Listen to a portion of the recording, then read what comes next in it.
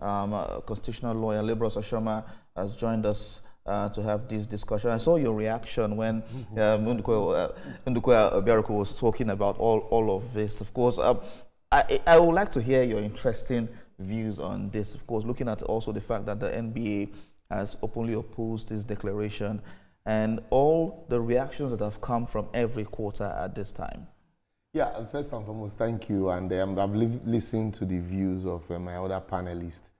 And one thing that is clear in all of this state of emergency was not declared as a result of insecurity. So what do you think it was? What was the reason? It was from the analysis. The president reeled out the reasons. Even from the president's analysis, there was not as a result of insecurity. Otherwise, if it's insecurity, there will be setting up committee to reconcile the House of Assembly and the governor. No. It was set up, it was proclaimed purely, it's my opinion, but let me finish, please. Purely because the House, because even the what's its lady's name now, the guest also said that you referred to Wike and there are 27 lawmakers and all of that. So that impeachment, so since the governor, there was an impeachment process and all of that, the governor should see it as, it was impossible for the House of Assembly to break through that impeachment process. Okay. There are provisions in Section 188 that must be complied with. And this, do you know why the gale of impeachment under Obasanjo stopped?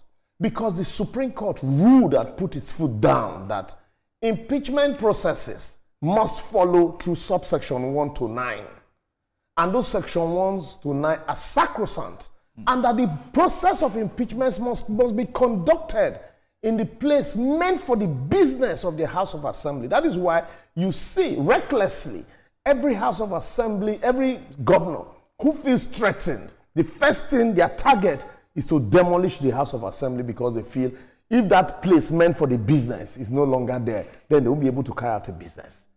That was why Fubara recklessly did that thing that he did.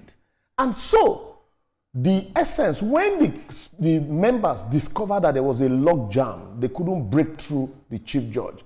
All of those issues of, oh, there is insecurity, they are contrived. They are all contrived. And that's why it was not like, oh, look, since they couldn't break through. Okay. And then we now the government quickly referred to the pipeline destruction. Yeah. Do you know, go to NNPC website and just follow them. Every week in Niger Delta, they report one pipeline vandalization or the other. And they have men on ground to repair. And that is why the moment that pipeline was destroyed, in less than 24 hours, it was corrected. Do you know why? So, the boys that were said to be threatening to destroy pipelines were the Ijaw people. How come it happened in Ogoni land? And nobody. When the crisis happened in, what's the name of this place now in Delta State? Okoloma and Okwama. Soldiers were killed in cold blood. What did the military do? They condured off that area. But the president also cited rising political tension. The political issues had been resolved by the Supreme Court. Okay. Recklessly, the governor failed to recognize the House of Assembly members, which was not within his power to do.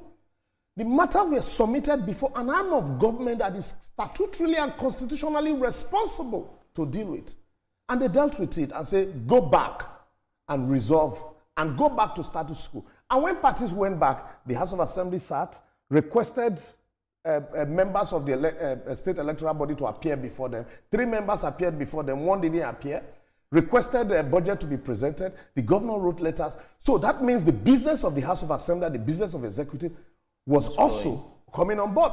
The members threatened to impeach. And there was a logjam. It was that logjam that created the tension. So all of this issue of contrived insecurity, when Okwama and Okoloma issue happened, the military conduct of that area took care of the situation. It was a state of emergency declared in, that's danger. Was it declared in Delta State? The answer is no. Do you know why I'm opposed to all of this charade called state of emergency and suspension of a democratically elected government? Because Obasanjo started it. Today, I would want to look at article writing statement. He was vice president at that time. All right. But today, I would want to see how Baba Obasanjo would feel now that it is not his party. The same thing, the same precedent that we are setting, that the APC is setting today. The position, the political office is that of a tenured monarch. All right. Someday, Tinubu will leave office. Another person will come and just use that same script to declare state of emergency in Lagos. That is why it is not good to set very bad precedents. All right, so let's go to Zoom now.